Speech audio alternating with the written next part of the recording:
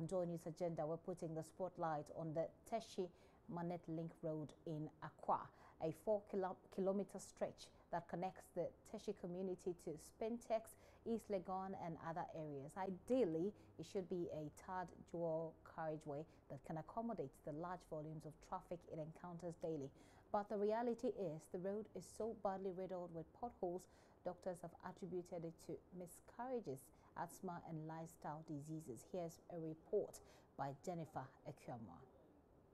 I'm at the Teshi-Manette Link Road, and this is a dual carriageway very popular for motorists connecting Teshi to Spintex or Teshi to Accra, Teshi to Circle, and even Teshi to other parts of the city.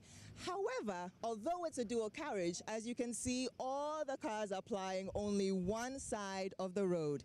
And this is the reason. After a few days of rain, there are potholes so huge that a stone can be submerged in it and you can't even see the bottom. So if a stone can disappear, it's likely that the motorists also feel that their cars will be damaged if they ply this side of the road. The Teshi-Manette Link Road is one that spans from the Teshi police station, past the Lejokuku-Krowa Municipal Assembly Hospital, through Agbeza and ends at the Spintex Junction. It's arguably one of the most important roads in Teshi, as it connects commuters to major areas in the city, such as East Legon, Medina, Circle, and Accra. But because this road is not good, if someone pick me, drop me, it's hardly for me to to use this road. Yeah, so we are appealing to the government to help us construct this road. This is a main road that can help us a lot. For motorists, it's a peculiar road. For the first 10 minutes or so, the road is untarred, dusty, and riddled with football-sized potholes.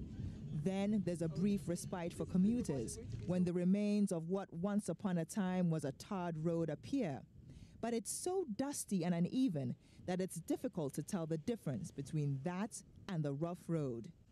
The pattern repeats itself often before the tarred road completely peters out in front of the Lekma Hospital, where potholes large enough to intimidate a four-wheel drive litter the road. During the dry season, the road is barely tolerable. When it rains, it becomes a driver's nightmare. Ever since the voter finished, we haven't seen anything going on here. The road is very, very terrible, very bad. If it rains, we can't use the road. You have to park your car, and some of them, I think the ministers and whatever, they are using big cars, using here. They can apply the road, but we using the small cars. We can't do anything here. Almost about 3 years. This is the route I have been plying for the past 3 years. If I say the road is of high standard, I'll be lying to you. Sometimes, during your rush hour, if I don't pay attention, I drive into the large potholes on the road. And then the passengers complain. The road is very bad. You can't go as quickly as you want to. You have to go carefully and slowly reach your destination. But that's not the worst aspect of the Teshi-Manette Link Road. MP for Lejokuku, Dr. Okoboy, shares how the poor state of the road has seen medical professionals at Lekma Hospital witness numerous cases of medical conditions, including miscarriages, asthma, and lifestyle diseases. I just came from the hospital, right by the road. We have a lot of women who, on their way to the hospital, pregnant women, just the bumpy nature of the road is able to cause some to have miscarriage and all. We have quite an appreciable number of asthma cases, and people with asthma come with attacks. And asthmatic attacks, one of the first culprits you can think of, it's the dust that comes from, those who live in this community by the road and a distance from the road have to deal with air that is polluted with dust, and that is a problem. You also see a lot of respiratory conditions, people coming with pneumonias, especially the old folks, the old people, those above 60. That is also a big problem. One interesting thing also is the waiting time and the traffic that builds or leads to stress, which translates into lifestyle conditions like hypertension and all. The deplorable state of the Teshi-Manette link is not a new phenomenon to residents of Teshi and its environs. What are the timelines for the repair and reconstruction of Dr. Boy's biggest headache? You can see from the works that were done, there was some work that was started on the roads.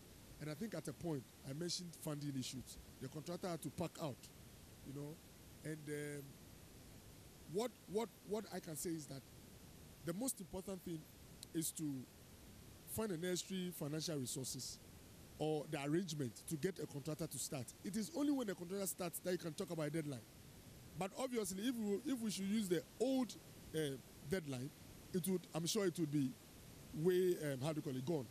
Because if this contractor had continued with the work he was doing, I think they packed out of the site somewhere last year. I think maybe July, August. It was before September. They packed away. For the residents of Teshi, this is a promise they have heard before. In February 2016, then MP for Lejokuku, Benita Sena Okutidia, posted on Facebook and lauded the progress of the road contractors on the Teshi-Manette Link Road.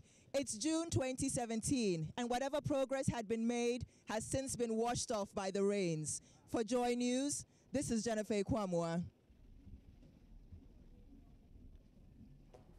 Joy News agenda there. You're still watching The Pulse with me, Gifty and Dopia. I'm going to take a very quick break. I'll be right back. Please stay.